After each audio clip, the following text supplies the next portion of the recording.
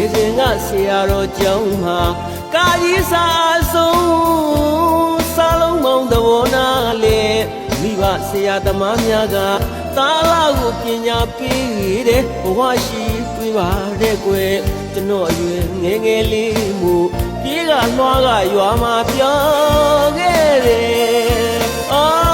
ခုဆိုမျိုးကိုပြောက်လို့တက္ကတိလာအောင်မြင်နေတငယ်ချင်းများနဲ့အတိမြင်ကျွဲခုံးရင်းစရာတွေပေါ်ပေမဲ့ကျွန်တော်ရင်မနေထိပန်းနဲ့အမေနဲ့ရွာဦးလွမ်းနေ